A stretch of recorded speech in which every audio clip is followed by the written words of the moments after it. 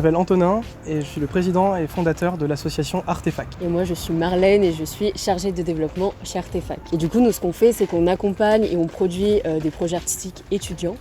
On a 6 pôles artistiques, donc théâtre, musique, création littéraire, cinéma, exposition, radio podcast. On propose un accompagnement qui est global dans toutes les phases du projet, de l'idée jusqu'à sa réalisation. Et on veut véritablement décloisonner le secteur culturel pour que les étudiants de différents cursus puissent se rencontrer. Donc c'est-à-dire à la fois les métiers artistiques, mais aussi techniques et tous les métiers connexes, donc de l'administration, de la production, de la communication, de la médiation, etc. On a lancé l'asso en 2019. Septembre 2019, à partir du constat que les étudiants dans des cursus entre guillemets administratifs ou théoriques se plaignaient de ne pas avoir suffisamment d'expérience de terrain pour appliquer ces connaissances. Et d'un autre côté, les étudiants en cursus pratique, type conservatoire ou école de théâtre, se plaignaient qu'on ne leur apprenne pas à monter une équipe, monter un projet, vendre leur spectacle. On a créé Artefac justement pour remédier à ce problème et faire se rencontrer ces deux profils d'étudiants pour qu'ils créent ensemble des projets artistiques. Alors du coup, on propose un accompagnement sur 2 ans et chaque porteur de projet va être accompagné dans son pôle artistique par un référent de pôle qui va du coup coordonner le projet artistique. On va proposer un accompagnement à la structuration. On va les aider à monter une équipe autour de leur projet en mutualisant les compétences des étudiants de différents secteurs. On va leur proposer un accompagnement administratif dans la recherche de financement, de partenaires. On va les mettre en contact avec des professionnels sur le terrain pour encourager la création d'un réseau. Alors je dirais que le frein principal qu'on a eu depuis la création, c'est le Covid, qui nous a quand même pas mal freiné dans nos ambitions, mais on a quand même réussi à accompagner plusieurs projets l'année dernière. Et donc cette année, on a lancé notre appel à projet, la première véritable promo de cet appel à projet, qui est constitué du coup de 12 projets répartis dans les 6 pôles artistiques et qu'on va accompagner pendant 2 ans.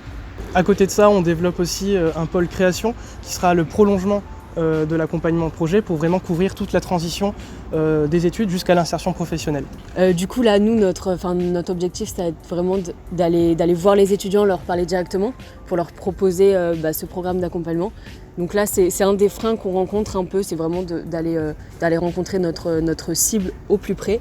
On essaie véritablement de créer ce lien, de créer ces passerelles entre les campus, entre des étudiants dans des cursus parfois assez similaires, mais qui ne se rencontrent pas à cause justement de ce cloisonnement des filières et de cette hyper spécialisation qu'on rencontre aujourd'hui.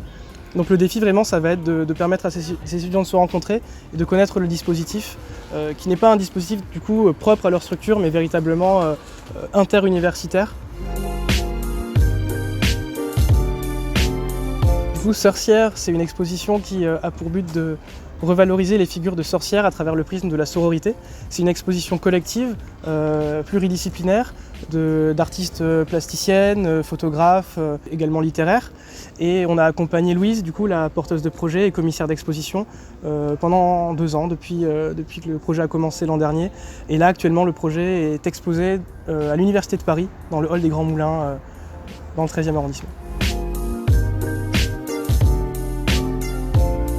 Je dirais le premier conseil qui me vient, c'est de ne pas rester tout seul. C'est déjà une immense charge mentale de porter un projet artistique et on ne peut pas avoir toutes les casquettes à la fois. Il faut savoir aller chercher des personnes qui ont des compétences spécifiques, il faut savoir s'entourer, il faut savoir aller demander des conseils autour de soi.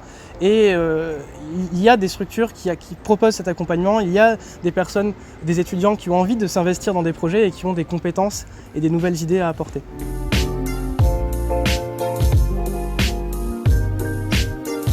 On a été pas mal isolés pendant la crise sanitaire et la culture, si on demande aux gens ce que ça peut leur apporter, ça leur apporte un petit échappatoire au quotidien. Donc du coup, quand on est seul, on a encore plus besoin de ça. Donc je pense que ça a eu un rôle très important pour beaucoup de gens. Je pense que oui, le fait d'avoir été privé de ces lieux de culture pendant la crise sanitaire nous a vraiment montré à quel point c'était essentiel et c'était des lieux de rencontre, des lieux d'échange et que la pratique artistique aussi permettait d'entretenir le lien social, de rencontrer d'autres personnes, de confronter des points de vue.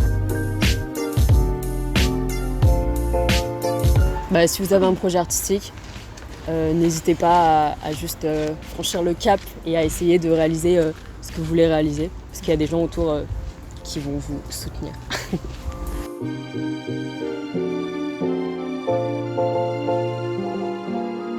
Allez, c'est dans la boîte. Allez, Ok. on relaxe.